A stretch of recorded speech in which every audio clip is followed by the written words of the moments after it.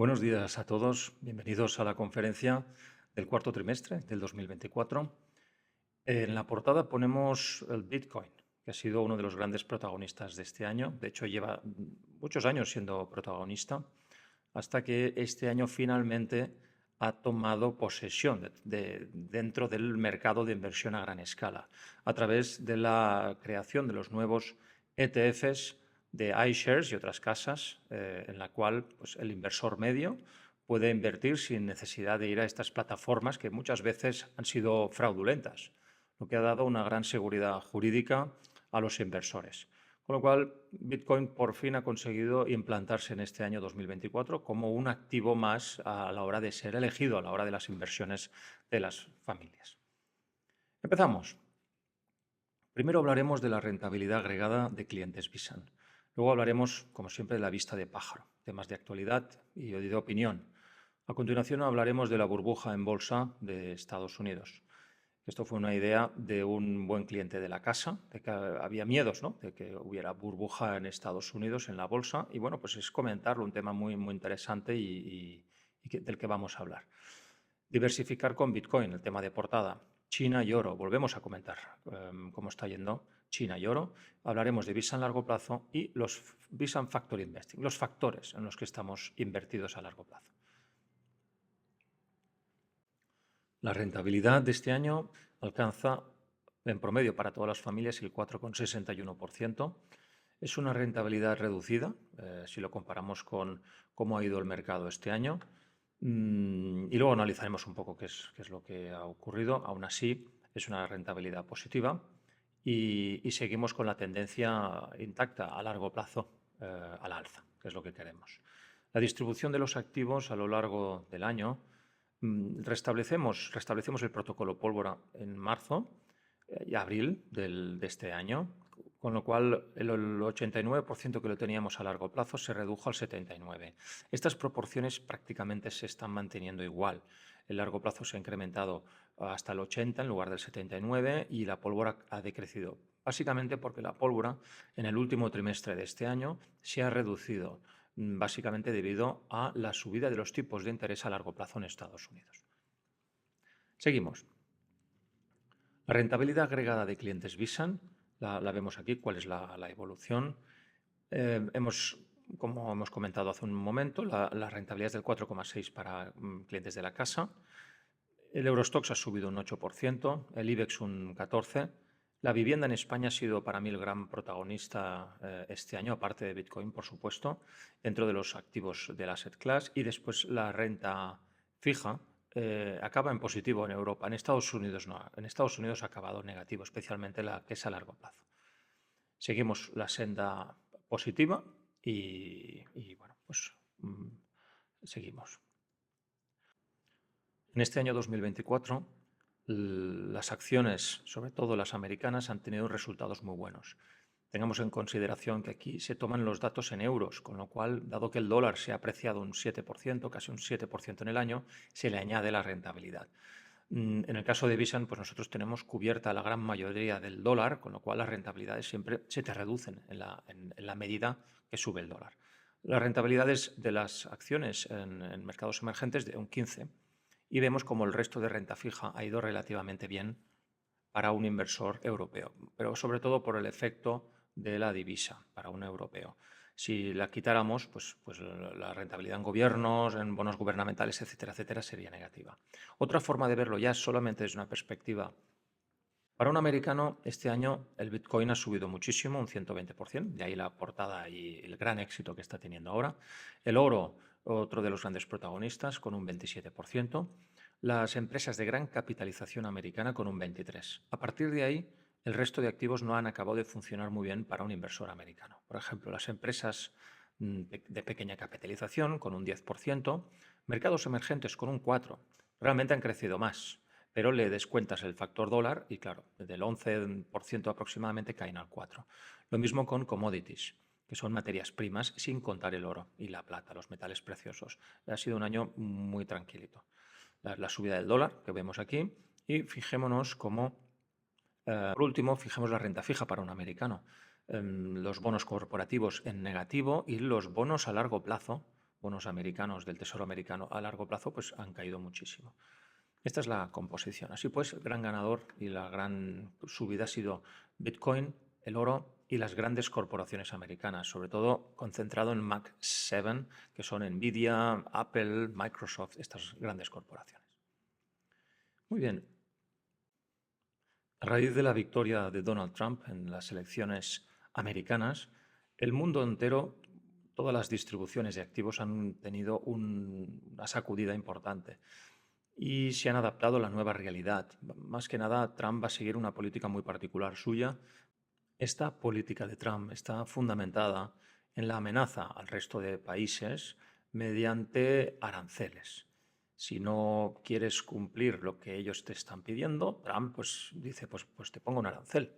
Y de hecho, aranceles fuertes o muy fuertes pueden llegar a hundir una economía que exporta básicamente una parte muy importante de sus bienes a Estados Unidos. Y es una manera de un pulso, ¿no?, que está tomando contra el resto de países.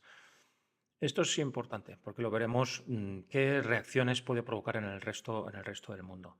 Pero en este gráfico que presentamos a continuación es un gráfico en el cual podemos ver si un presidente americano, estadísticamente desde el año 1950 hasta la actualidad, su segunda posesión en el cargo suele ser mejor a nivel bursátil en los primeros años que si es un nuevo presidente. En el caso de Trump, pues estos son estadísticas y evidentemente, bueno, la realidad siempre es distinta, pero nos da una idea de que generalmente Trump, al ser un nuevo presidente que ya es conocido, ya se sabe cómo es, y no va a haber muchas sorpresas, porque bueno, ya ha estado gobernando el mundo durante 4 años y se vio pues un poco cuáles eran sus políticas, pues cómo va a ir funcionando.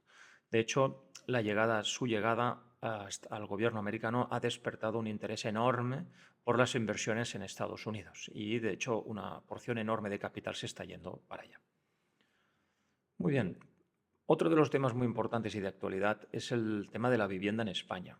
Hemos visto cómo el crecimiento este año ha sido muy fuerte, de un 11%, lo que está llevando a muchas familias a decir, oye, esto hay que volver a invertir en vivienda. Y está empezando a ser considerado, bueno, España, un país tradicionalmente muy pro vivienda, a que la gente de forma masiva vuelva a invertir en el ladrillo.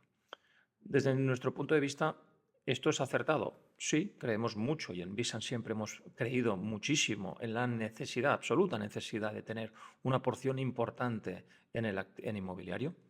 Y como tal, lo reflejamos en los precios de vivienda, porque la mayoría de inversores suelen hacerlo en vivienda.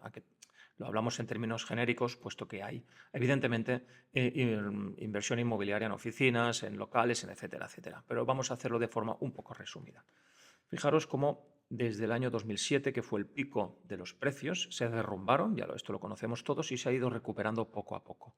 Si lo descomponemos entre vivienda nueva y usada, vemos que el crecimiento de la vivienda de segunda mano ha sido más lento, más paulatino, mientras que la vivienda nueva siempre ha sido mucho más cara. El gap actualmente entre la cara y la barata es importante, lo que implica, a menudo, hay oportunidades, ¿no?, para negocios del estilo de comprar una vivienda de segunda mano que esté hecha polvo y reformarla y venderla, puesto que el gap diferencial entre precios es bastante importante y se está ampliando con el tiempo. ¿Por qué está creciendo tanto la vivienda en España, cosa que no está ocurriendo en otros países de la Unión Europea? Bueno, hay que ver el crecimiento español. Pues uno de los motivos principales es porque la economía está funcionando muy bien, está creciendo mucho. Con datos de diciembre, salidos hace muy poco, podemos ver en esta tabla que el crecimiento español del último año ha sido un 3,5% del PIB, lo que es importante. Vemos como referencia, tenemos datos de India, Indonesia, otros países que también han crecido mucho, pero son datos de septiembre. Veremos cómo acabarán en diciembre. Pero, por ejemplo, hace poco ha salido el crecimiento de China por encima de lo previsto, con un 5,4% anual. Muy bien. De hecho, es el país que hoy por hoy está creciendo más en el mundo, juntamente con India. Entonces vemos, pero bueno, que España está creciendo más, mucho más que el resto de países de la Unión Europea. Esto, evidentemente, ayuda muchísimo a que las cosas vayan bien en el inmobiliario. Y eso es mi opinión. ¿Qué ha ayudado a que España le vaya bien? Pues desde mi punto de vista, los precios de la energía. A raíz de la guerra de Ucrania y otros factores, el precio de la energía ha subido desde la pandemia apenas un 20%. Bueno, digo apenas porque si lo comparamos con el resto de Europa, aquí estamos muy bien. Hubo un pico, aquí lo vemos como un pico muy importante, se dispararon los precios, que fue a finales del 21 y 22, básicamente con la guerra, y bajaron de forma importante. En España tenemos la suerte de tener regasificadoras y tener todo el gas natural del norte de África, cosa que no tienen los países del norte de Europa que dependen del gas ruso. Con lo cual, ahora mismo pues, su dependencia, tanto de Alemania como el norte de Europa, dependen del gas natural licuado que les vende Estados Unidos de forma carísima. Con lo cual, su estructura de costes industrial, y no solamente industrial, de las casas, viviendas, etcétera, etcétera, es mucho más cara que la que estamos teniendo en España. Y eso, evidentemente, es una ventaja enorme. Recordemos en los años 70, cuando también hubo los embargos de petróleo, etcétera, etcétera, en el mundo, se disparó la inflación, pero también fue provocado por un shock a nivel del petróleo. Es muy importante como gestor de un país tener en cuenta la energía. Si no la tienes en consideración, el hecho de tener energía abundante y barata, tu país va a sufrir y sufrir mucho. Esto lo vemos especialmente en Alemania, el motor de Europa, que por varios motivos ha tenido y tiene ahora actualmente una energía carísima, de las que ha tenido un mayor crecimiento en Europa y evidentemente no le va a ir bien. De hecho, en 2001 entraron en el poder los socialistas juntamente con los verdes y lo que ha sido un milagro alemán desde la crisis del 2007, en el cual el PIB español se hundió con un diferencial abrumador entre el PIB español y el alemán, con un crecimiento importantísimo, a raíz de la recuperación de la pandemia y el cambio de gobierno y la guerra, todo esto se ha ido al traste. Ellos mismos, desde mi punto de vista, y ya lo explicamos hace un par de años en conferencias, siguiendo su política errónea de cierre de centrales nucleares, cuando deberían estar abriendo muchísimas centrales nucleares, las cierran, que es la energía quizá más barata. Y además la guerra de Ucrania, su apoyo constante a la guerra de Ucrania les ha hundido literalmente la economía. De manera que llevan muchos años en crisis y sin avanzar. Y en este último año, 2024, acaban de publicar también que están bueno, pues con un PIB negativo. Mientras en España, debido a otros factores, se está con un coste de energía más barato y porque no tenemos una dependencia tan importante a la industria como sí lo tiene Alemania y a los costes de la energía, esto nos ha permitido seguir con una tendencia muy alcista y muy buena, cosa que celebramos aquí que estamos en España. Con lo cual, curiosamente, en Alemania el gap que había a nivel de PIB se ha cerrado en estos últimos años, todas las ventajas que tenían económicas. Y es muy fuerte esto, lo que está provocando evidentemente en Alemania un profundo descontento, que también está impactando en Holanda, también está impactando en Francia. Así lo vemos como las encuestas en Alemania, pensemos que hay elecciones a finales de febrero, porque el gobierno socialista junto con comunistas y verdes pues no se aguantaba por ningún lado y está surgiendo la fuerza de AfD, que es una fuerza que propugna evidentemente por un cambio importantísimo en todos este tipos de política y volver a hacer de Alemania un país próspero y muy potente con una nueva potencia económica dentro de Europa. Evidentemente la Unión Europea, bueno, siempre hemos sido muy críticos, cada vez lo somos más y es que el tiempo nos está dando la razón. Ahora Ursula von der Leyen en declaraciones sobre el 21 de enero está hablando de que hay que empezar la innovación en Europa, como si la innovación se pudiera hacer desde un despacho de un burócrata en Bruselas. La innovación viene siempre por una reducción importante en impuestos y regulaciones y permitir que haya un ecosistema de creatividad. El creativo no nace porque venga un político y le diga tienes que ser creativo, sino que nace de forma espontánea. Con lo cual tienes que crear simplemente el buen abono y el terreno para que esto suceda y no poner trabas a todo lo que se esté creando y generando. Así que hay que ayudar más a los empresarios y reducir impuestos y regulaciones sin duda. Hasta que no hagan esto, Europa seguirá yendo a la cola. De hecho, aquí vemos la productividad de las empresas europeas. Desde la Unión Europea, la creación de la Unión ha sido un auténtico desastre. Vamos cada vez peor y Estados Unidos no han tenido este problema y han seguido con una altísima productividad y cada vez mayor. Lógico. Y de hecho el PIB americano se ha disparado, lo que repercute al final estas políticas en un bienestar muchísimo mayor en Estados Unidos que en Europa, que en Europa estamos francamente en decadencia. Finalmente vemos que estas políticas de impuestos y de regulación típicamente socialistas también se implementaron en Canadá con Trudeau y desde que llegó al poder ha sido un auténtico desastre para Canadá y bueno, ahora lo han echado un poco con este nuevo movimiento que está habiendo de cambio, ¿no? Y la gente pues quiere prosperar, quiere tirar adelante y hay muchas políticas que son un poco absurdas. Muy bien, la productividad en la zona euro era relativamente potente. Desde la aparición de la Unión Europea se ha estancado. Inglaterra, que quiso entrar en la Unión, tenía uno de los mayores incrementos de productividad que desde que entró en la Unión Europea se ha completamente estancado. En cambio, Estados Unidos pues, ha seguido con su senda positiva. No ponemos aquí China porque se sale del gráfico. Muy bien, a continuación hablamos de que seguimos en un mercado secular alcista. Con lo cual, pensemos en la vista de pájaro, que me gusta a mí, que seguimos con las probabilidades de que los mercados sigan al alza son muy importantes. Eso no quita que haya correcciones como la pandemia del 30, como la del 2022, que fue de casi un 20 y pico, en tecnología de casi un 40. Este tipo de movimientos los vamos a tener. Pero es más difícil, mucho más difícil que nos encontremos ante un escenario, como mucha gente dice, el crack del 29, etcétera, etcétera.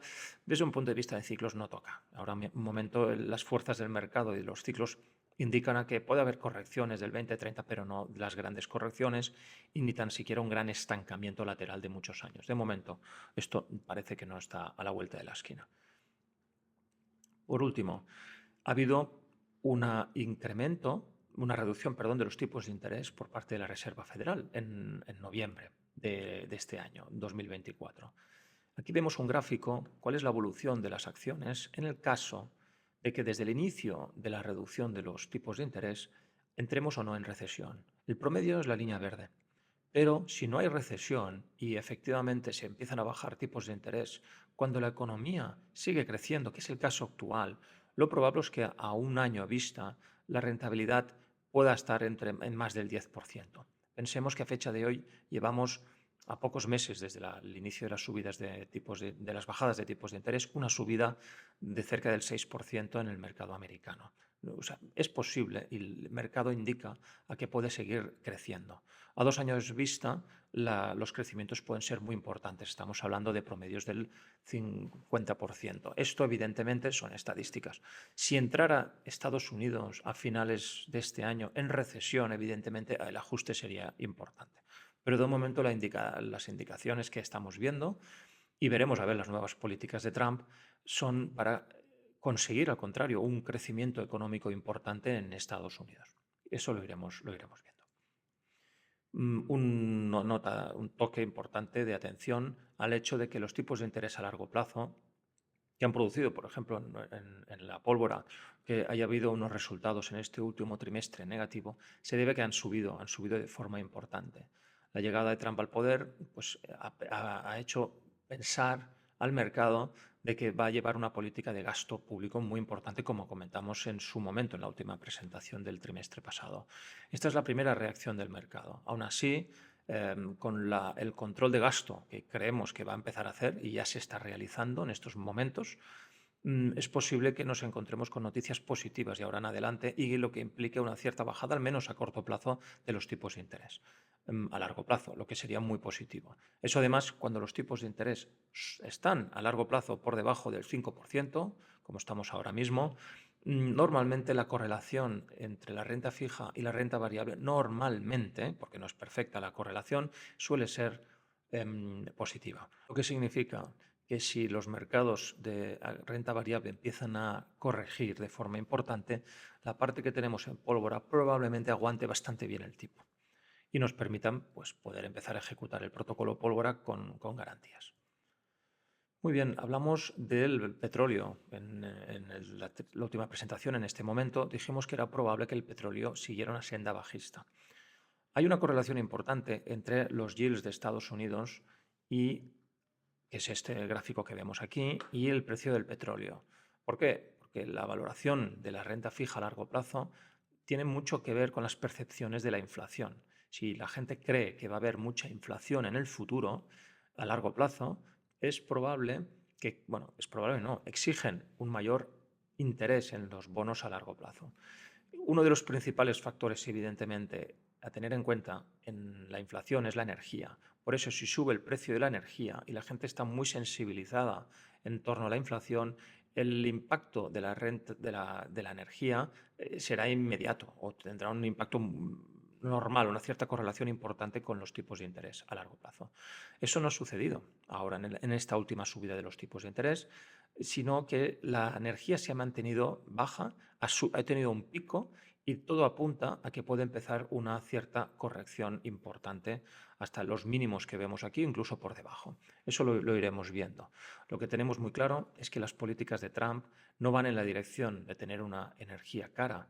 Él sabe, aquí en Europa lo hemos podido vivir desgraciadamente, con una muy mala gestión de los costes energéticos, un país con energía cara es un país probablemente en crisis y es muy difícil competir. Con lo cual él va a hacer lo posible por poder tener y acceder a una energía muy barata. Y eso evidentemente va a ser muy beneficioso para la inflación, pero también muy beneficioso para el mundo entero realmente. Así que esperemos que funcionen sus políticas de reducción del precio del petróleo. Con lo cual el interés del bono es probable que también baje en esta sintonía. Por último, vamos viendo desde que se estrenó los mercados emergentes a nivel bursátil con la tecnología moderna de mercados abiertos y electrónicos, vemos cómo la evolución del MSCI World, que básicamente incorpora Estados Unidos y la parte de emergentes es una pequeña fracción, ha seguido esta evolución, muy parecida a la evolución de la bolsa americana. En cambio, vemos que los mercados emergentes, desde que se fundaron, la evolución ha sido superior a la americana. Y eso que la americana ha sido espectacular, ¿no? Pues no, mayor ha sido y más fuerte la de mercados emergentes desde su inicio. Ahora bien, de forma distinta, con ciclos distintos. Vemos que en una primera fase del 88 al 94 aproximadamente hay un mejor resultado en emergentes, ¿no? Para luego entrar en una fase bajista, clarísimamente, que termina en el año 98 con la crisis asiática bueno, y aquí lo ponen en el año 2001. Bueno, podríamos dudar entre uno o el otro, ¿no? Pero básicamente llegaríamos a esta situación. Después empieza otro mercado muy fuerte emergente, que es este mercado desde el año 2000-2001 hasta el 2010. De hecho, este overperformance que hay aquí es brutal. Realmente el crecimiento que hubo en emergentes fue impresionante. ¿Y qué pasó? Que después de este gran crecimiento, claro, Estados Unidos, que estamos hablando de aquí, el SP500 llevaba desde el 2000 hasta el 2012 sin levantar cabeza, casi 13 años. Entonces, ¿quién era el que se ponía a invertir en Estados Unidos? ¿Vale? Porque, claro, realmente los emergentes habían funcionado mucho mejor. Incluso después de la gran crash que hubo en el año 2007 y 2008, fundamentalmente el epicentro estaba en Estados Unidos, los mercados emergentes en tan siquiera un año y medio recuperaron prácticamente todo el valor. Con lo cual era un gran éxito para ellos. Pero ¿qué pasó luego? Que lo de siempre, que cuando algo va tan espectacularmente bien suele frenar, porque todos son ciclos, ¿no? Y Estados Unidos, que parecía, bueno, pues el epicentro de todo el problema de Lehman Brothers, etcétera, etcétera, que parecía que no iban a salir adelante, de repente empezó un bull market muy fuerte, que es el que ha llegado hasta hoy. Es cierto que ellos han incorporado quantitative easing de parte de la Reserva Federal, que han tenido una política muy, muy acomodaticia para los activos de riesgo, pero bueno, pero el resultado ha sido realmente muy bueno y ahora, en la actualidad, todo el mundo dice que Estados Unidos es lo mejor porque llevamos muchos años muy bien. Y en cambio, emergentes llevamos 15 años en planos, completamente planos. ¿Se va a dar la vuelta? Ya lo veremos, ¿no? Pero, sinceramente, ¿quién tiene el valor de empezar a invertir en emergentes, ¿no? Con todas las posibilidades que ofrece el mercado americano, ¿no? Y la tecnología, etcétera, etcétera. Es para pensarlo. Por último, Vanguard, empresa que nos gusta y respetamos muchísimo y con la que también invertimos, por supuesto, presenta sus expectativas de rentabilidades a 10 años vista, son promedios. Ellos comentan que la rentabilidad de las acciones americanas en los próximos 10 años rondarán entre el 2 y el 4. Muy distinto al doble dígito que llevamos estos últimos 10 años. Estamos hablando de una rentabilidad muy reducida comparativamente con lo que vamos ahora. Dicho de otro modo, esperan que el cambio este que hemos comentado antes, que, bueno, pues que Estados Unidos ha tenido una fase alcista muy fuerte que se empiece a calmar. Esto no significa que esto empiece ya desde hoy. La tendencia es al alza y las tendencias al alza suelen seguir al alza. Pero claro, son 10 años, puede pasar de todo en 10 años, que siga subiendo ahora muy fuerte durante 2, 3 años más y que luego haya una fuerte corrección, o que suba durante 6 años más y después venga una corrección de 4 años seguidas, puede ser perfectamente, y que luego estos 10 años ves el cómputo global y dices, ostras, al final sí, hemos ganado un 3,5, ¿de acuerdo? Entonces, lo interesante, al final, son ponderaciones. Las acciones en mercados globales, la expectativa de rentabilidad es muy superior, y sobre todo en mercados desarrollados, como puede ser Europa, puede ser Australia, etcétera, etcétera. Y emerging markets, pues también, ¿vale? Pero no tan fuerte. Interesante también ver por factores. Si estás invertido en Estados Unidos, pues comprar tecnología, desde su punto de vista, puede suceder que en los próximos 10 años tu rentabilidad sea cero. Y en cambio, si inviertes en factores value o en factores de small cap, ¿de acuerdo? Pues te vaya mejor. De hecho, nuestra allocation actual en Estados Unidos tiene precisamente un sesgo pro value y un sesgo pro small caps importante. No tenemos ni mucho menos una distribución SP500 y punto, porque el SP500 está muy, muy escorado a US Growth. Y creemos, al igual que Vanguard, que es peligroso. A corto plazo sí que te puede funcionar, pero no estamos invertidos nosotros a 3 meses, un año vista, etcétera, sino que vamos con un horizonte de inversión mínimo de 5 años. Muy bien, y por último, aquí vemos lo que esperan la rentabilidad de los bonos, que ya veremos. Yo creo que es excesivamente optimista para el caso americano. Pero sobre todo lo interesante, las commodities. Ellos esperan un mercado alcista en materias primas. Y compartimos esta visión también.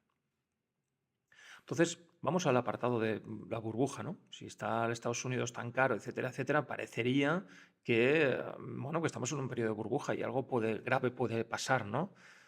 Bueno, desde el análisis que hay que hacer, el nuestro análisis, por lo menos, nos invita a pensar, a ver, ¿cuáles los datos que nos ofrece el Schiller PER? Es una medida de si estás caro o barato a nivel del mercado, es un promedio de 10 años del ratio de price earnings, el ratio de PER, de beneficios, y vemos cómo estamos en un momento muy, muy importante de máximos, ¿no? Normalmente a estos precios hemos llegado a la situación bueno, de que empiezan las correcciones, ¿no? Con lo cual, a la vista de esto, pues sí, es peligroso. En este gráfico podemos ver la evolución del SP500 y aquí en estas líneas de distintos colores lo que nos están ofreciendo es los beneficios reportados de las empresas del SP500 multiplicados por un ratio PER. ¿Vale? Si los multiplicamos por 15, debería cotizar por aquí. Si los multiplicamos en azul por 30, debería estar cotizando por aquí el mercado. Evidentemente, a principios del 2021, que el mercado subió en vertical, claro, los beneficios de las empresas después de un 2020 malo no se habían materializado y el mercado estaba carísimo, ¿no?, a juzgar por aquel momento. Pero luego empezaron a llegar los beneficios. Fijaros, o sea, el mercado se anticipó de forma importante la llegada de beneficios, que así fue y fue abrumadora. Pero es curioso que cuando empezaron a llegar los beneficios, el mercado se paró y entró en una recesión. ¿Vale? Caídas del 20, 25% y en tecnología de casi el 40%. Entonces, fijaros cómo la evolución de las rentabilidades va en función de los beneficios, pero hay un desacople importante. En estos momentos, cada vez parece que está más caro, pero puede ser que el mercado esté anticipando unos buenos resultados empresariales. Ya lo veremos. En todo caso, Howard Marks, que es un inversor americano potentísimo, el cual respetamos muchísimo, escribe de vez en cuando cartas y además es muy parco en gráficos, no suele poner gráficos, así como aquí en Visan ponemos un montón de gráficos y no hay texto porque las cosas las hablamos y las comentamos. Él es lo contrario, escribe, pero en cambio casi nunca hay gráfico. Pero pone hablando de burbujas, y dice, a ver, si analizamos, y esto es un gráfico de JP Morgan muy interesante, si analizamos la rentabilidad a 10 años vista de los últimos años, ¿vale? Estamos hablando de más de 100 años, ¿cuál es la rentabilidad promedio a los próximos 10 años. Es lo mismo que ha hecho Vanguard, pero viene hecho por JP Morgan y anunciado por gente de primer nivel, como Howard Marks. Vemos que en la actualidad estamos con este nivel, es decir, la rentabilidad esperada a largo plazo con los precios que tenemos ahora está en torno entre el 0, algo negativo y un 2 o un 3%. Entonces, y además de esto vemos que se equivoca poco, tiene poco error a 10 años vista. Durante el camino el error es máximo, porque hay una disparidad enorme. Con lo cual, al juzgar por esto, ojo con Estados Unidos, porque quizá realmente está caro y habría que ir con mucho cuidado. Lo mismo hace Goldman Sachs, es la misma tesitura, es visto de otra forma en este gráfico. Muy bien, claro, y aquí vemos lo mismo que hemos visto antes, pero con otro gráfico, como la potencia que tiene Estados Unidos, los mercados americanos respecto al resto del mundo, normalmente se mueven las tendencias entre un lado y otro, ¿no? Aquí, por ejemplo, en los años 60, pues había las grandes empresas americanas, McDonald's, IBM, etcétera, etcétera, que parecían todopoderosas, después fue un auténtico desastre y fueron emergentes, lo que les fue mucho mejor. Bueno, todos son cambios, la burbuja, pero ahora lo que hay ahora es como absolutamente impresionante. ¿Va a durar para siempre esto? No lo sabemos, pero ojo. Pero aquí vamos a la conclusión más importante, ¿no? Todo esto son argumentos para decir, ojo, ojo, que todo está caro. Pero es que hay que ponerlos, es que es ponerlo y además lo sabemos, somos conscientes de que estamos en esta situación. Pero hay que tener en consideración una cosa. Los mercados funcionan en base a las ganancias. ¿Están ganando cada vez más dinero las empresas americanas? Si queremos estar invertido ahí. Aquí vemos más de un siglo de historia del abrumador crecimiento en beneficios que ha tenido Estados Unidos de forma muy importante. Además, vemos que en los últimos años los márgenes de las empresas han incrementado también de forma habitual. Es decir, los negocios en Estados Unidos, los márgenes cada vez son mayores y mayores y mayores. O sea, el mundo empresarial consigue tener una tasa mayor de beneficios. Y, claro, cuando una empresa es más rentable, por naturaleza, el mercado siempre la valora más cara. Porque no es lo mismo tener un negocio que facturas 1 millón de euros y a duras penas ganas 30.000 al año, un 3%, que un negocio que facturas 1 millón de euros y ganas 200.000. Evidentemente, cuando los márgenes son pequeños, es mucho más arriesgado, porque cualquier factor de producción que se te desvíe, entras en pérdidas. Cuando tienes márgenes amplios, evidentemente ese negocio es muchísimo mejor y evidentemente pagas mucho más por esos beneficios. Lógico. Con lo cual esto es un motivo normal de que Estados Unidos cada vez sea, pues tenga unos márgenes mayores y sea más caro. Aquí vemos cómo las ganancias de las empresas americanas ha sido brutal, abrumador. Aquí vemos las del resto del mundo y las americanas. Y lógicamente los mercados americanos han crecido muchísimo más que el del resto del mundo. Muy bien, pero claro, vamos a lo siguiente. Si las empresas americanas siguen creciendo mucho y siguen ganando dinero, pues la tendencia es seguir al alza. Es así. O sea, es un factor muy importante tener en cuenta. Segundo, factores cíclicos. Un bull market, un mercado alcista, ¿cuánto tiempo dura? Normalmente la duración son varios años, 5, 5 y pico. Es verdad que hay muchos que duran 2 años, 2 años y pico. Esto es generalmente porque se entra en algún tipo de recesión, normalmente cuando son tan pocos, duran tan poco tiempo. Por eso la clave es, ¿van a seguir las empresas ganando dinero? ¿Entramos en recesión? Si Trump consigue que no entre en recesión el país y consigue impulsar la economía de forma importante, pensamos que es empresario y su mentalidad es claramente pro empresa, bueno, pues puede ser perfectamente que el mercado siga subiendo. Ahora bien, los ciclos son inexorables, no hay nada que suba para siempre, siempre hay cambios, con lo cual en algún momento, por muy bien que lo hagas, va a venir épocas de vacas flacas, esto es así. Pero claro, puedes conseguir alargarlo o al menos tener un ciclo normal, que está en torno a los 4 o 5 años. El ciclo actual lleva solo 2 años. El mínimo se produjo en octubre del 2022 y desde entonces el mercado ha empezado este bull market actual al que en promedio suelen ganar un 100 y pico por ciento, casi el 200%, y llevamos un 60, 70%. O sea, aún queda mucho más recorrido realmente por hacer. Con lo cual, ojo. Y por último, ¿hay una burbuja? Bueno, puede ser que sí, pero hablemos de ciclos ahora de forma también más específica. Los máximos de mercado no suelen ser caídas abruptas. Y esto es importante tenerlo en consideración. Como hemos tenido la pandemia hace muy poco tiempo, pensamos que los mercados caen en vertical. Esto es un comportamiento muy raro, que es el que vemos aquí, por ejemplo, estas caídas en vertical, o esta caída que hubo por Lehman Brothers, que eso fue una dislocación de mercado tremenda. Pero no funcionan así normalmente los mercados, tienen ciclos. Y los ciclos vienen determinados por los mínimos. Es lo que determina un ciclo, de mínimo a mínimo. No miramos los máximos, miramos los mínimos. ¿Y qué vemos? Los puntos azul son ciclos y vemos que hay cierta constancia en la creación de puntos azules o mínimos en cada ciertos años, ¿no? Fijaros, interesantísimo, ¿no? Pam, otro mínimo, pam, pam. Se van sucediendo con el tiempo. A veces cuando tienes un mínimo muy seguido, normalmente el próximo te como semi-aseguras de que el próximo ciclo será largo, ¿vale? Si estamos hablando de ciclos normales. Aquí, por ejemplo, hubo un ciclo pequeño, ¿vale? Que fue la crisis de finales del 2018 y enseguida llegó una pandemia. Si no hubiera llegado la pandemia, porque esto es un evento realmente rarísimo, el ciclo se hubiera dado igualmente, probablemente en 2022, o el mercado hubiera seguido esta evolución, ¿vale? Con lo cual, interesante ver esto. En segundo lugar, ¿cómo se forman los máximos? Los máximos, si nos fijamos aquí, suelen hacerse de forma tranquila, lenta.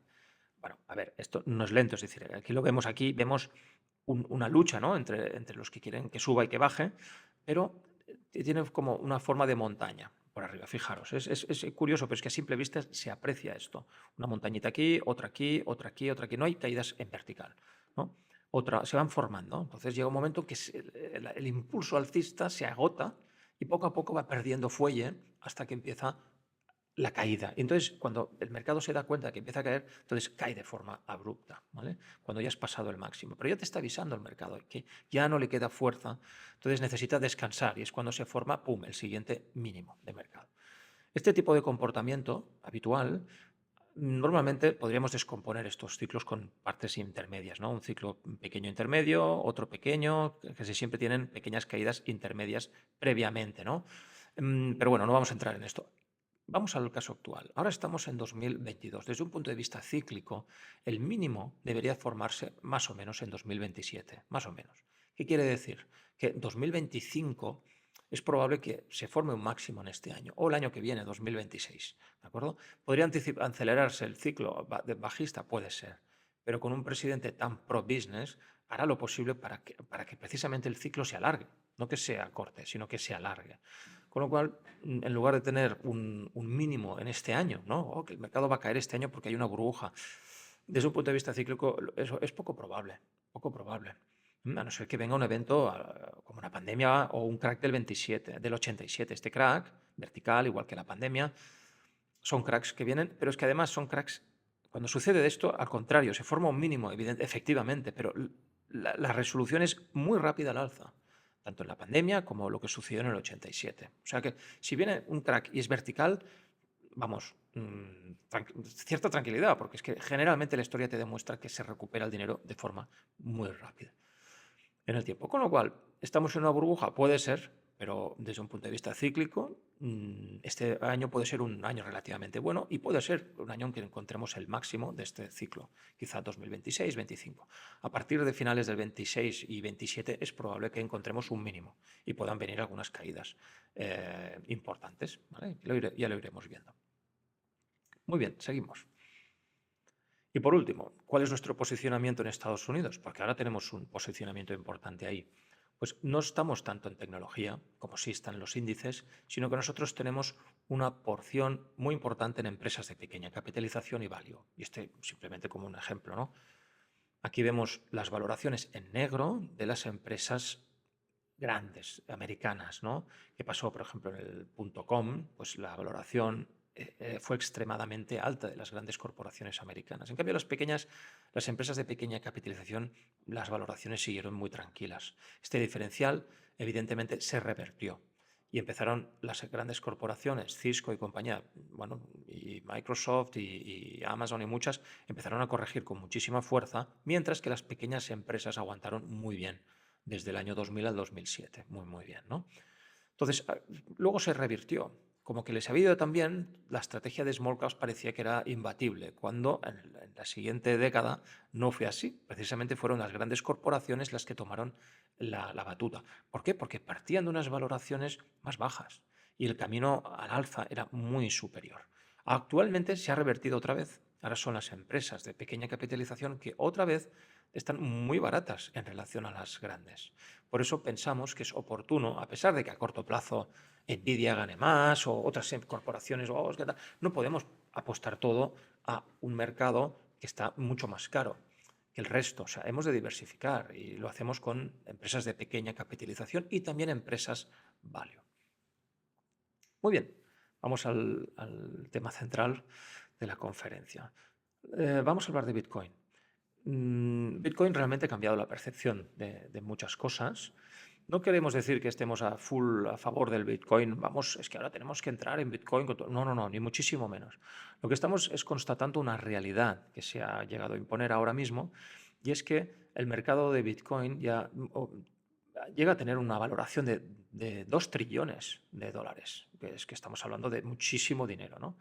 Y que está empezando a ser utilizado como reserva de valor de muchas entidades, incluso bancos centrales, etcétera, etcétera. Entonces, desde nuestro punto de vista, es un nuevo asset class, es decir, dentro de la distribución de una familia puedes incorporarlo dentro de una parte financiera.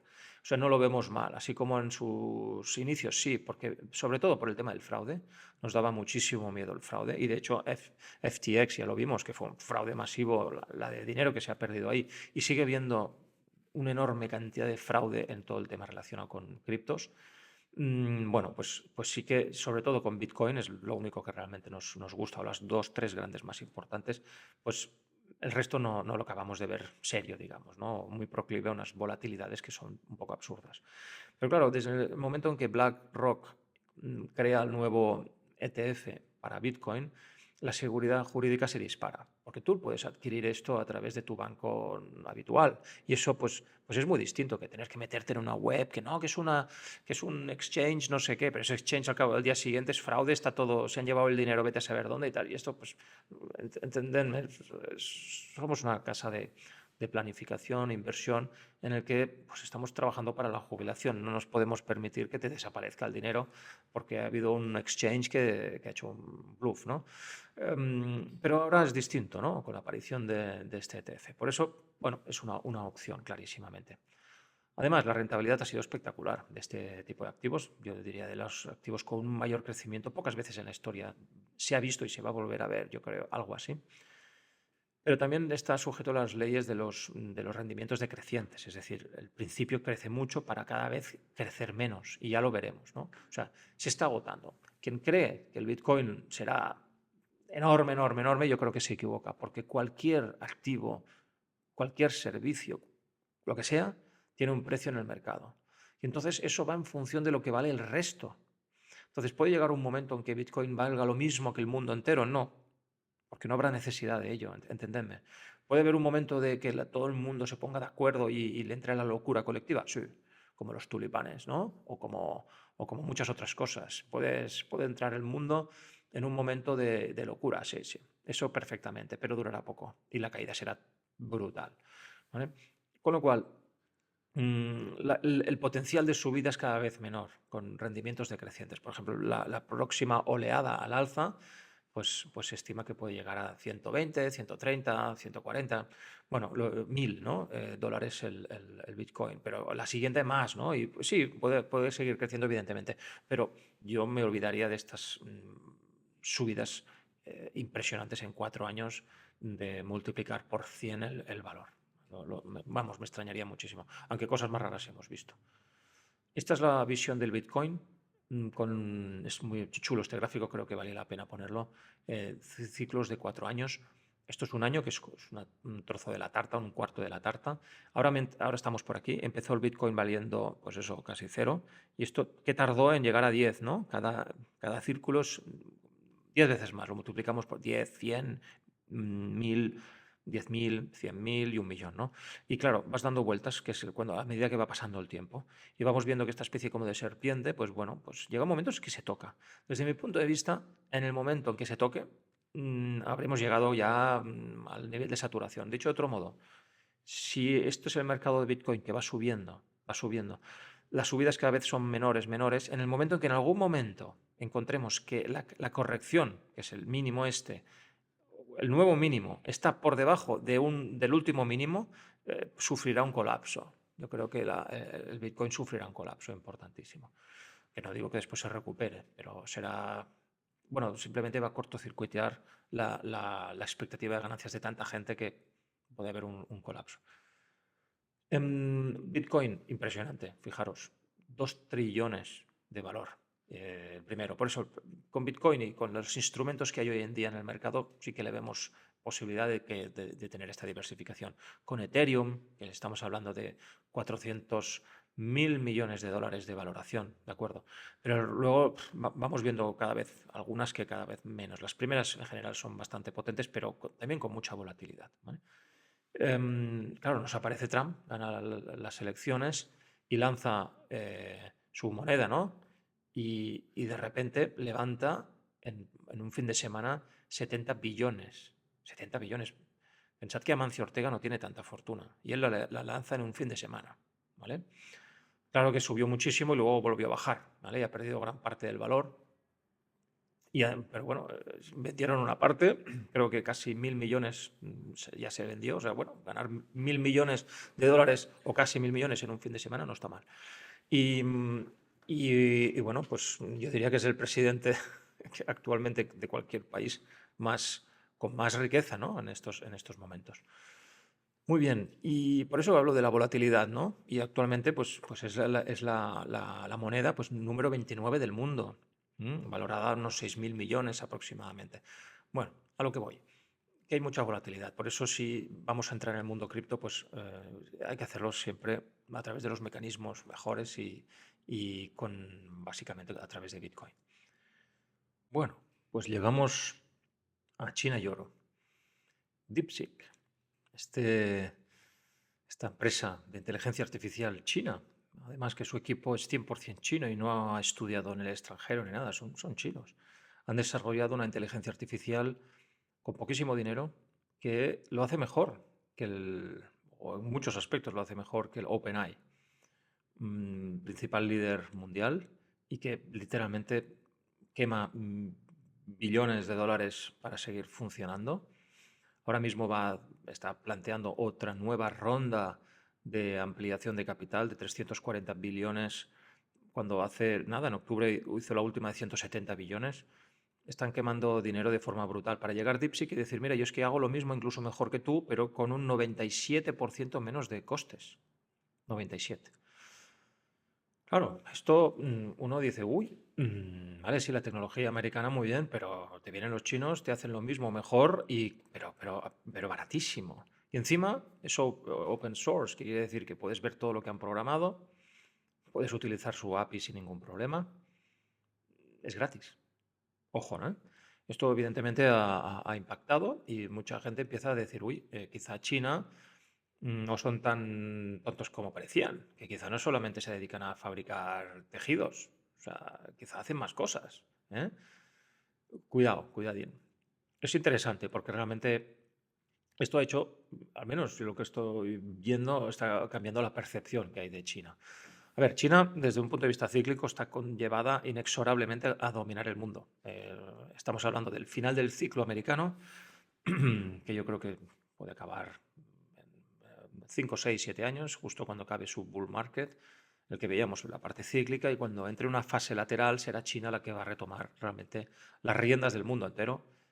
Por eso estamos viendo lo que vamos viendo ahora en China y en el oro y en tantas cosas, ¿no? Realmente está habiendo un cambio muy importante de poder en el mundo. Trump esto no lo va a evitar. Sí que es cierto que lo va a poder retrasar, pero no es, yo creo, me aventuro a decir que es inevitable. Vemos las exportaciones chinas, que hace muy poco salió que había superado el trillón. Es decir, la diferencia entre la balanza comercial china, entre las exportaciones y las importaciones, está siendo brutal. De hecho, exportan una barbaridad y en cambio han contenido mucho las importaciones. Algo muy, muy bueno. El mundo entero les está comprando a China, es la fábrica del mundo. Y además, ¿qué haces con tanto dinero? Porque es que has generado 1 trillón. ¿Y qué haces con este dinero? ¿Dónde lo pones? Porque es muy, muy potente, ¿eh? 1 trillón este año. Bueno, pues evidentemente no están comprando bonos americanos en dólares, es lo que estamos viendo. Al contrario, se lo están vendiendo. ¿Dónde están poniendo estas divisas? Los americanos quieren forzar a que compren su deuda, pero es que los chinos están diciendo que nanay, no les da la gana. ¿Dónde lo están metiendo? Pues en oro, básicamente. Por eso el título de China y oro los junto, porque tiene básicamente el factor China y del resto de países BRICS están influenciando muchísimo esta nueva tendencia. Muy bien. China domina el mundo, llamámosle físico y de comercio, comercial. Número uno en fabricación de coches, electrónica, textiles, los iPhones se fabrican en China mayoritariamente, etcétera, etcétera, ¿no? Em, Esto es tremendo. Alemania es lo que es gracias a los coches. ¿Vale? Pero es que China le está reventando el mercado. Y además uno diría, no, son coches chinos que son muy cutres y bueno, tal. No, no, no. Si los veis son espectaculares, pero es que a una fracción del precio y la mayoría eléctricos con autonomías que asustan. O sea, la cosa está cambiando de forma muy, muy, muy importante. Número uno en acero y cemento en el mundo. Número uno en producción de barcos y trenes de alta velocidad. Ojo, número uno en industria química, uno en litio y tierras raras para tecnología. Es decir, para la fabricación de alta tecnología necesitas materiales que no se encuentran habitualmente. Y, y China es el principal tenedor de este tipo de tierras raras y de metales, materiales raros. Ya se han encargado ellos de tener este aprovisionamiento, ¿eh? Y número uno en solar y baterías, solo son algunos de los ejemplos.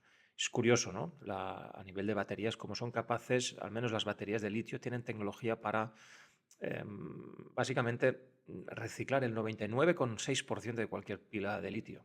Lo que es una pasada. Extraes litio de la tierra y realmente puedes hacer baterías, cargar y usarlas y reconvertirlas, ¿no? Esto es importantísimo. Esta tecnología es china, no está en ningún otro país.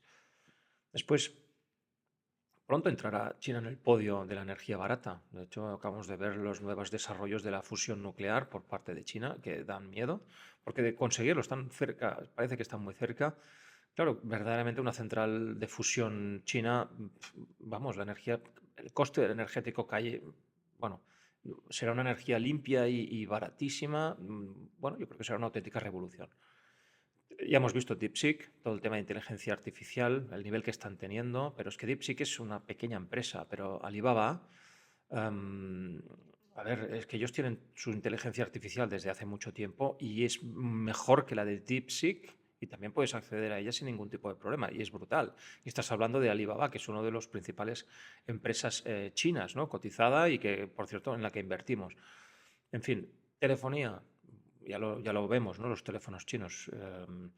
Bueno, los iPhones se fabrican en China y los chinos copian todo, o sea, ya lo sabemos. Y en tema de software. Con lo cual, China realmente está llegando a la dominación del mundo entero.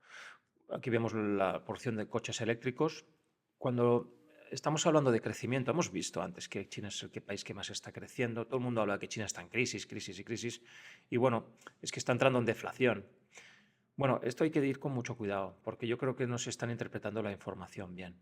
Estados Unidos, desde el año 1830 hasta casi finales de siglo, tuvo un periodo brutal de deflación del dólar, ¿no? El dólar cada vez valía menos. Pero en aquel momento no era moneda reserva, no lo era. Pero es que el avance tecnológico en América era tan fuerte y la productividad era de incremento tan alto que cada vez costaba menos fabricar cosas, cada vez menos. Y los precios bajaban los precios sistemáticamente. Es un entorno raro, parece que estés en crisis. No, no, no, es que cada vez la gente tiene las cosas más baratas. Y lo que está ocurriendo en China ahora es que cada vez es más barato. Por ejemplo, la revolución de los coches lo que produce es que dejes de utilizar gasolina por electricidad. Y claro, dentro de la cesta de la compra de una familia china normal, la energía del petróleo para conducir pues puede ser un 5 o un 7%, pero que estos se lo ahorran. Y claro, para todas las familias chinas, o una grandísima parte, porque ahora casi todo Kiski vas al coche chino eléctrico, una familia entera que tengas un ahorro del 3, 4, 5, 7% solo por cambiarte el coche, a nivel de dinero es muchísimo. O sea, te incrementa, es como una bajada de impuestos a lo bestia, ¿no? Con lo cual, claro, parece que vayan en crisis, pero es que no, es que cada vez tienen más productos, más servicios con precios más bajos y evidentemente esto es riqueza, ¿no? Muy bien. Y que consideremos que Estados Unidos en el siglo XIX fue cuando creció más Estados Unidos. Fue la época de mayor crecimiento y prosperidad económica que tuvo. De hecho, no había impuestos, solo había aranceles, ¿no? Y además tengamos en cuenta que no había impuesto ni de sucesiones, evidentemente, ni IRPF, ni impuesto de sociedades. Y pasó a ser, pues eso, en 100 años, la primera potencia del mundo, ¿no? Segundo, vemos Tesla, ¿no? Y Beyond, que es una marca de coches chino eléctrica. Fijaros las producciones, ¿no? Esto es Tesla, que es el líder occidental, digamos, y vemos los chinos, es que no hay color. Muy bien, y nosotros hemos estado, esto es el mercado Hang Seng, que es de Hong Kong, no es específicamente chino, pero tiene muchísimas empresas chinas. Como aquí entramos en la corrección brutal que hubo por todo el tema inmobiliario, es como en España, ¿no? Cuando hubo todas las caídas inmobiliarias, que todo se fue a la porra y tal. ¿Se están tomando las medidas necesarias para la reconversión del mercado? Absolutamente. ¿Han dejado de tener y basar su economía en el ladrillo? Totalmente. Ahora es tecnología, fabricación, producción, servicios, y lo estamos viendo en China, ¿no? Entonces nosotros hemos ido acumulando aquí y aquí de forma muy importante, y tenemos una porción importante de nuestros activos en China, que creemos que lo estamos comprando en un momento muy bueno y propicio. Evidentemente, esto va a funcionar ahora a muy corto plazo, no lo sabemos. No sabemos si esto va a ser ya inmediato o no, pero sabemos que estar invertidos una parte en China es necesario, y aparte que nos da, y más con los miedos de burbuja de Estados Unidos, etcétera, etcétera, ¿no? Que ya, bueno, ya los hemos comentado, pero vale la pena tener esta diversificación por el potencial enorme que tiene y por las macro tendencias a los que estamos sujetos. El potencial al alza es muy, muy importante, a 2, 3 años vista o más. Por último, cuando salió todo el problema de la guerra de Ucrania, a los americanos se les ocurrió, y a Europa también, en fin, la estupenda idea de robar el dinero del Banco Central ruso. Esto fue un error gravísimo. A partir de ese momento, realmente la Reserva Federal y el dólar dejaron de ser la divisa reserva del mundo. Y por eso se empezó a disparar el oro. China, que es la primera que tiene unas reservas enormes y la primera que tiene un exceso comercial brutal, por lo que hemos visto antes, ¿no? 1 trillón de balanza comercial positiva. ¿Qué hace con ese dinero? ¿Va a comprar bonos americanos después de que, si me da la gana, me quedo todo el dinero y me quedo tan ancho de parte de Estados Unidos y Europa? Pues dice, no me fío, pues compro oro, evidentemente, ¿no? De ahí que la segunda gran inversión que estamos teniendo en estos momentos, que se desvía un poco de lo habitual, es el oro, aparte de China, ¿no? Y creemos que esto está para seguir. O sea, estamos viendo solo el inicio, porque desde un punto de vista de ciclos, el ciclo del oro solo lleva tan siquiera 2 años. Y los ciclos del oro son, así como el de las acciones son de 4 o 5 años, los de oro son de 8. Con lo cual, el ciclo, de mínimo a mínimo, ¿no? Y el ciclo pues acaba justo de empezar. Y es muy probable que siga creciendo al alza de forma importante. Aquí vemos, ¿no?, un gráfico de cómo China ha ido eliminando los bonos americanos, ¿no? Los ha ido reduciendo, ¿no? De forma muy importante, además. Y fijaros, con todo el tema de la guerra, etcétera, pues fuera, nos vamos y van a seguir en esta tendencia. Después vemos aquí un gráfico que te compara la renta variable con el oro, y vemos que cuando hay momentos en los que se empieza a ver una rotación. Por ejemplo, la renta variable, si este gráfico sube, es que la renta variable, las acciones van muy bien en relación al oro. Pero cuando rompes la tendencia alcista, normalmente hay una rápida reconversión y un rápido ajuste del mercado a favor del oro. Nos lo encontramos en el año 2000, aproximadamente 28, hay 29, 30, ¿vale? El crack del 29. De hecho, si hubieras tenido empresas mineras de oro, pues no hubieras perdido dinero, al contrario, hubieras ganado. En medio de la Gran Depresión, el oro aguantó como un campeón, ¿vale? Lo mismo ocurrió en los años 70, que volvió a romperse la tendencia y el oro se disparó. Ahí vemos unos crecimientos de oro espectacular. Lo mismo ocurre con la burbuja.com, ¿no? Y que también hubo una época espectacular de crecimiento del oro, y parece que ahora el oro está empezando a coger la batuta, ¿vale? No perfecta, pero está empezando a coger. Ha ocurrido el año pasado algo muy raro, ¿no? Bueno, este 2024, que mucha gente que le encanta el oro no entiende, ¿no? La gente que le gusta el oro cree que tiene que ganar el oro y el resto de activos tienen que perder. Y no tiene por qué ser así. O sea, puede ser perfectamente que el mercado de acciones suba y el oro también, como así ha sido en 2024, ¿vale? Am, pero poco a poco estas diferencias es probable que se vayan limando, ¿no? Y el tiempo va a favor del oro, metal precioso. Además, estamos viendo en plata, estamos viendo una situación, claro, esto lo preparé hace 2 días, pero es que ayer mismo se disparó la plata, ¿no? Ha roto, esto ha empezado a dar señales de rotura al alza, ¿no? Estamos en una situación en que la plata está siendo muy manipulada por los bancos, porque, bueno, hay una diferencia entre el papel, digamos, lo que se cotiza en futuros, etcétera, y lo que hay físicamente, ¿no? Esta disparidad, pues las entidades financieras, pues a veces, bueno, en fin, de forma más o menos correcta, digamos, no llevan el ajuste perfectamente. Entonces, están muy incentivados a manipular el precio a nivel de futuros del oro y la plata. Con el oro se les desmoronó esta manipulación a principios de este año, precisamente, por eso se disparó el oro de forma brutal. Yo creo que sobre todo por la presión china y asiática de comprar masivamente oro, no pudieron frenar eso. Es que ahora estamos exactamente igual, pero con el mercado de la plata, que no ha crecido tanto como el oro y debería. Y de hecho, no sé qué va a pasar, nadie lo sabe, pero es muy probable que debido a la presión tan fuerte que están ejerciendo para mantener esto bajo, porque después tienen un problema con el balance del oro físico y plata, en este caso de plata física, si esto rompe el alza, les va a romper completamente la contabilidad y no van a tener más opción que empezar a salir quitando. Pero aquí vemos además cómo están apostando a la baja de forma tremenda, ¿no? O sea, después de esta corrección de aquí, se ha disparado la especulación a que la plata cae, ¿no? De forma masiva. Lo mismo ocurrió en 2022 y había tanta gente apostando que caería, pues que no cayó, ¿vale? Otros casos fueron, es verdad, que marcaron un máximo, como en el caso del 2010, 11 y 12, pero la situación era distinta a la que tenemos en estos momentos. Pero fijaros qué subida, ¿eh?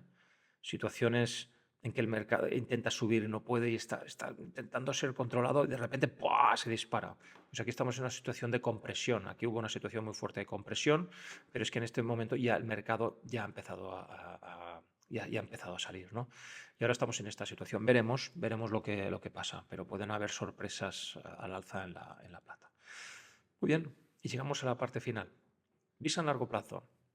Este año 2024 el fondo en la clase A, la más cara, ha ganado un 4,4. Es poco a juzgar por las rentabilidades que ha habido en el mercado, sin duda. En cartera tenemos distintos factores, porque trabajamos en la mayor parte del fondo con factor investing y vemos como hay una mayor posición en value y en small caps, que son los dos factores que más nos gustan.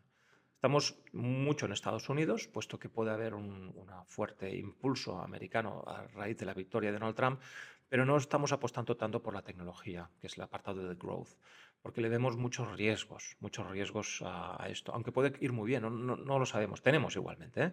Pero tenemos más sesgo en pequeña capitalización, como son empresas las que, bueno, Trump apuesta mucho, ¿no?, por el pequeño negocio, etcétera.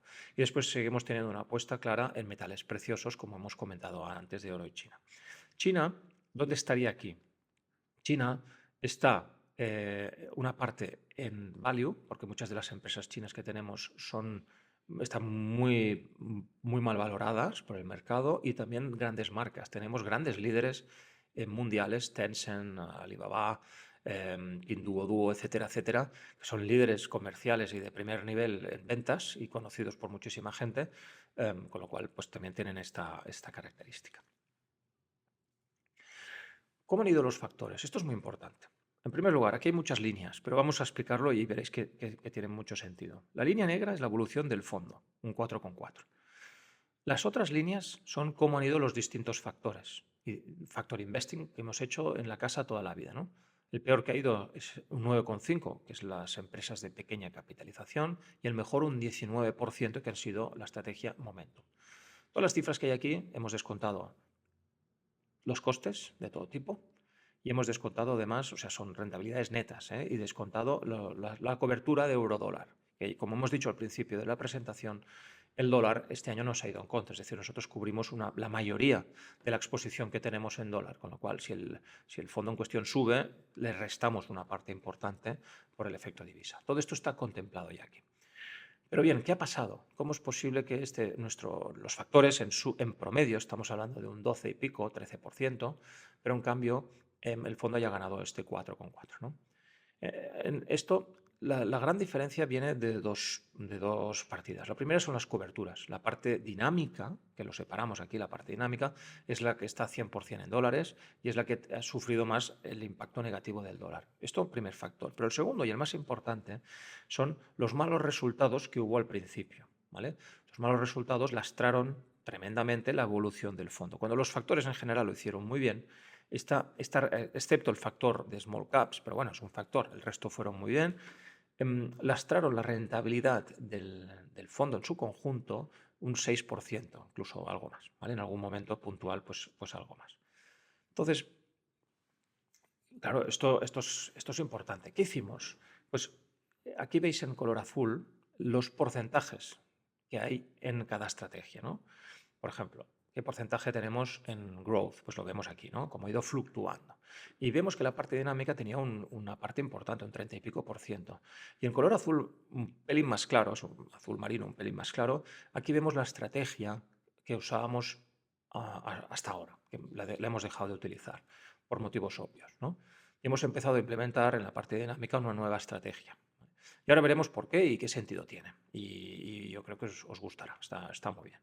¿Vale? En todo caso, también hemos reducido la exposición de la parte dinámica. ¿Para qué? Para que sea considerada otro factor más. Lo vemos que progresivamente hemos ido reduciendo hasta tener un tamaño similar a cualquier otro factor que hay en la casa. Y esta es la intención, que siga así en adelante. Factor Investing en la casa, con dinero agregado de todas las familias, ha generado un 153% desde que empezamos a trabajar.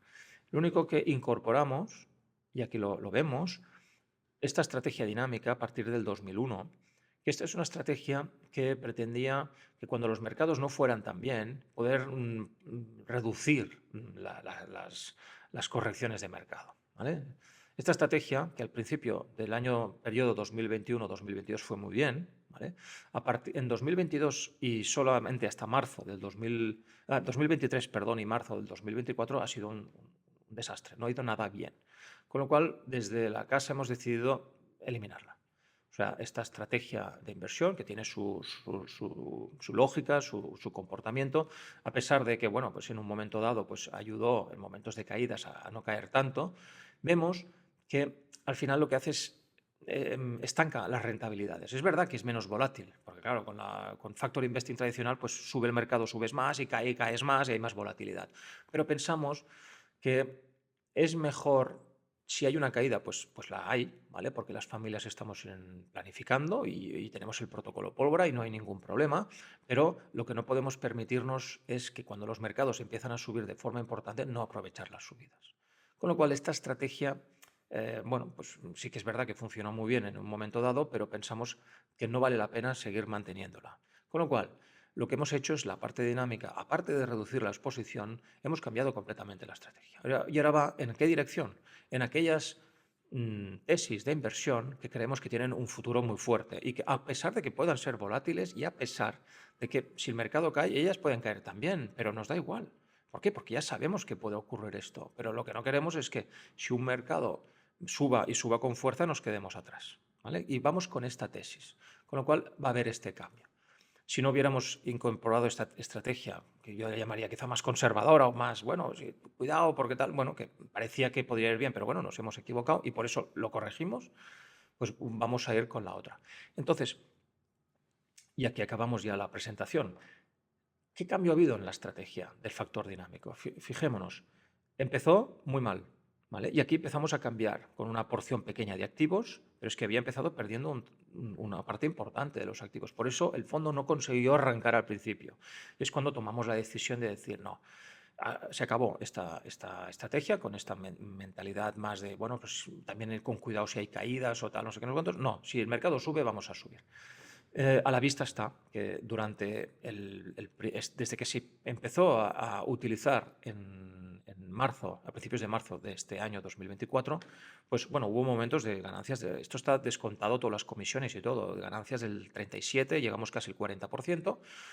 Ha sido, de hecho, el factor que más dinero ha ganado, salvo en el último mes que Momentum lo superó por un 2%, porque esto es un 17, casi un 18, contados todos los gastos y comisiones, y Momentum cosechó un 19, pero por estas caídas básicamente provocadas por el oro, ¿no? que cayó de forma importante en el último mes. En lo que va de año, este año, por ejemplo, la estrategia en dinámica está ganando más de un 10%, ¿no? Entonces, ¿de qué se trata? Básicamente lo que estamos explicando. Creemos en China, ¿vale? Y creemos en metales preciosos.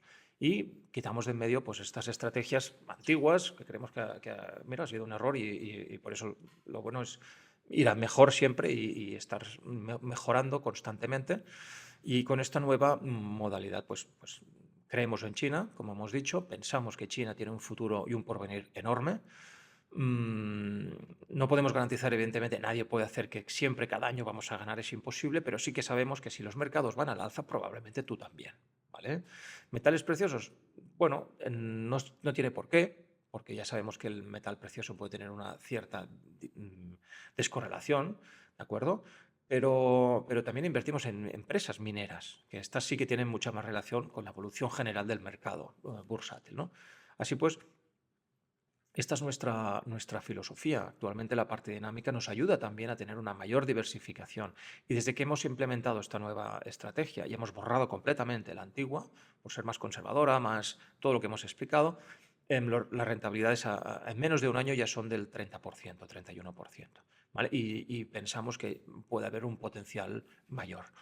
Con lo cual, a la vista de lo que explicamos, la Factor Investing, que es lo que hemos hecho siempre en la casa, está para quedarse, es nuestra estrategia core o central, y esta parte dinámica ocupa un lugar lógico y normal, pero no un gran lugar, no es la mayoría del dinero o el 30 que teníamos, 30 y pico, sino que estamos como un factor más, uno más, y nos dota de esta diversificación, creo yo, necesaria, porque es donde pueden haber muchas oportunidades, hablando claramente de que el mundo va cambiando y lo que hemos estado viendo.